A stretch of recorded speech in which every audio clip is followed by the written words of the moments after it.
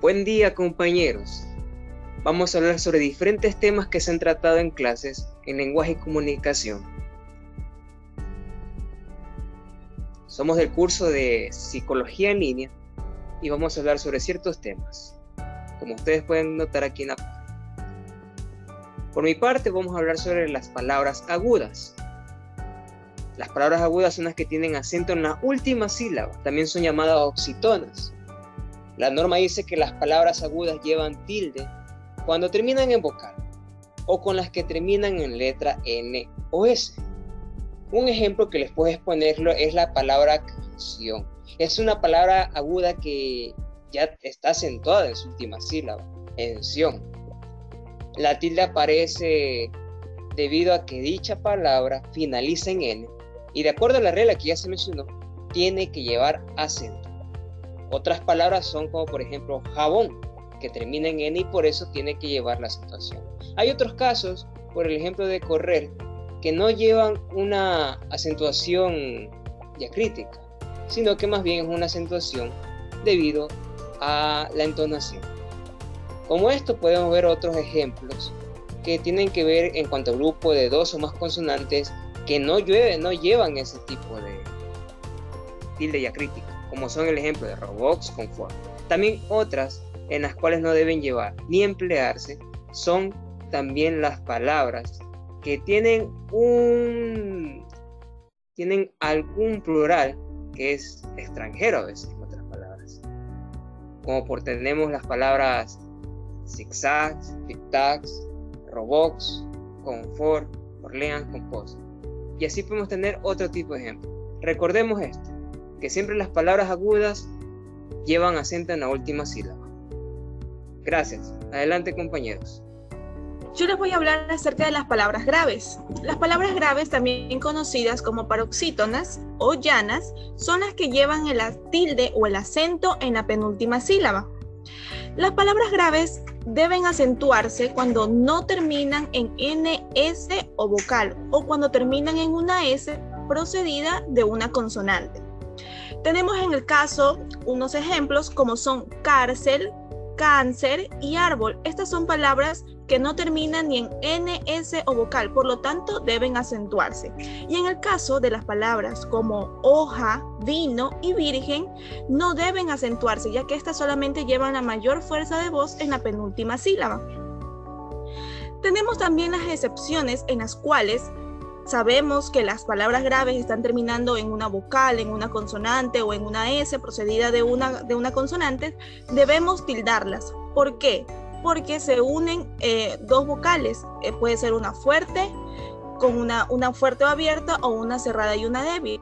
Cuando recae el acento o la mayor fuerza de voz sobre una de estas vocales débiles, se deben de acentuar, aún así cuando estén terminando en NS o vocal. A continuación, mi compañero. Mi tema es las esdrújulas. Las palabras esdrújulas son las que tienen su acento en la antepenúltima sílaba. Cuando se acentúan siempre, es decir, contando por detrás la tercera sílaba, antepenúltima. Tiene el acento prosódico y tiene que llevar también acento gráfico o tilde. Por ejemplo, cábala, patógeno, ridículo, plátano, teléfono. Sobre esdrújulas son las que llevan el acento en la sílaba anterior a la antepenúltima, la cuarta, empezando por detrás. Ejemplo, repítemelo, entrégaselo, pásamelo. Gracias. Yo les voy a explicar sobre los consejos para identificar las palabras agudas, esdrújulas y graves. Las agudas siempre llevan tildes y terminan en vocal. Las graves no llevan tildes y terminan en vocal. Y las esdrújulas todas llevan tilde. ¿Cómo distinguir las palabras agudas, graves, esdrújula o sobreesdrújula? Por ejemplo, ejército es una palabra aguda porque su sílaba tónica es la última. Ejército es una palabra grave porque su sílaba tónica es la penúltima. Ejército es esdrújula porque su sílaba tónica es la antepenúltima, y ejercítaselo es una esdrújula porque su sílaba tónica es la antepenúltima. Gracias. Signos de puntuación. Yo voy a hablar sobre la coma y el punto y coma. Estos dos son signos de puntuación que sirven para dar sentido y facilitar la comprensión de un texto sin la existencia de ambigüedades. En el caso de la coma, esta sirve para pausar un texto, pero no siempre tiene que haber en un texto una pausa. Se considera que este signo es el que más se utiliza, pero que provoca también más errores. Un ejemplo de este sería en una frase corta: David juega. En este caso, la coma va a aclarar o está aclarando que estamos hablando de David. Es decir, David sería el vocativo. Sin embargo, hay frases más largas que no necesitan comas. Por ejemplo, si en mi caso digo las riquezas de las distintas modalidades lingüísticas de España es un patrimonio cultural que será objeto de especial respeto y protección. No es necesario tener una coma porque se entiende claramente y son 21 palabras. En el caso del punto y coma, este signo se utiliza para darle a un texto una pausa más prolongada que la coma, pero menos que el punto. Se utiliza el punto y la coma para separar elementos de una numeración o de una lista. Por ejemplo, Alejandra lee cuentos, poemas y fábulas. Jerry, novelas y cómics. El punto y coma está separando a lo que hace Alejandra y lo que hace Jerry. Gracias. Punto, dos puntos y puntos suspensivos. El punto es un signo ortográfico de puntuación que se representa con un círculo de color negro. Su uso principal es el de identificar el final de un enunciado, que no sea ni exclamativo ni interrogativo. Siempre después del punto tiene que ir en mayúscula la primera letra. Un ejemplo de esto puede ser: y esa fue la historia de cómo mis padres se conocieron, punto final. Los dos puntos son un signo ortográfico de puntuación que se representa con un punto que puede ser un circulito de color negro, uno arriba de otro, y están puestos en la parte inferior y superior de la línea de base tipográfica. Ejemplo de esto tenemos: el presidente hablará de cosas muy importantes para el país, dos puntos, el aumento del salario mínimo y la seguridad nacional. Puntos suspensivos. Son signos de puntuación que se representan por 3 puntos alineados horizontalmente al nivel de la línea de base de escritura. Ejemplo de esto: más vale pájaro en mano, puntos suspensivos, que ciento volando. Gracias. Les voy a hablar sobre el guión y el guión bajo. El guión es un signo ortográfico auxiliar en forma de un pequeño trazo horizontal. No debe confundirse con el signo menos. Es un trazo ligeramente mayor, ni con la raya, que es un trazo de mayor longitud. Tiene una función básicamente morfológica, es decir, se une palabras y otros elementos. Normalmente aparece en su interior, como en la palabra compuestas. Reglas generales.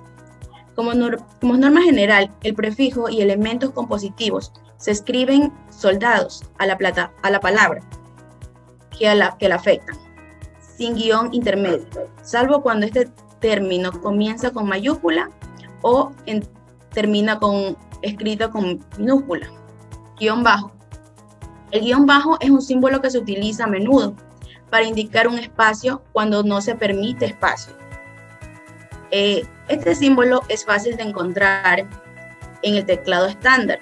Actualmente, el guión bajo es utilizado sobre todo en informática para sustituir en espacios en blanco, en aplicaciones y sistemas que no pueden llevar un carácter de espacio. Por ejemplo, puede ser lo que es un correo, pone Dayana, su guión, castro@hotmail.com. Gracias. Signos de exclamación e interrogación. Los signos de interrogación, como podemos ver en la diapositiva, y de exclamación sirven para representar en la escritura respectivamente la entonación de alguna pregunta o de algún grito que esté enunciado. Gracias. A continuación, con los signos de puntuación tenemos lo que son los paréntesis y los corchetes. Los paréntesis es un signo ortográfico doble compuesto por dos signos simples, uno de apertura y otro de cierre, que aparece acotando una oración que se intercala en otra, con la que está relacionado o en expresiones matemáticas. También se puede aparecer en ocasiones solo de cierre, como en enumeraciones, da un espacio físico al que a menudo se acobijan ideas, percepciones, sensaciones, sonidos, precios de tiempo, etc. ¿Cómo se usan los paréntesis? Los paréntesis actúan como un signo delimitador, pues permiten aislar y enmarcar unidades lingüísticas, como palabras, grupos sintácticos, oraciones e incluso párrafos. ¿Para qué sirven los paréntesis? Los paréntesis son usados por lo general para insertar información complementaria o aclaratoria de la principal. Ejemplo, la novela del colombiano, entre paréntesis, publicada en 1967. A continuación, los corchetes son los que sirven para reclamar un fragmento de texto generalmente corto. Estos corchetes son una explicación dentro de una explicación. Con frecuencia son utilizadas de forma similar a los paréntesis, los cuales anexionan. Eso quiere decir que anexan información complementaria o aclaratoria. Por ejemplo, la Segunda Guerra Mundial, abro corchete, 1939, cierro a 1945, cierro corchete. A continuación, la compañera. Dieres es un signo ortográfico que está compuesto por dos puntos que se escriben horizontalmente sobre una vocal.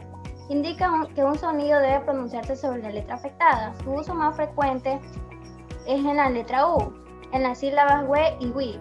Por ejemplo, la palabra vergüenza lleva diéresis y las palabras guerra o merengue no llevan diéresis porque no se pronuncia la U. Algo similar pasa con la sílaba wi, en la palabra lingüística, y en las palabras guiño y aguijón no llevaría diéresis. Ejemplo, pingüino, cigüeña. Comillas. Las comillas son un signo ortográfico doble que se escriben al inicio y al final de una frase. Las comillas tienen por objeto diferenciar un texto que está inserto en otro. Existen tres tipos: las comillas angulares, o también llamadas latinas o españolas, las comillas inglesas y las comillas simples.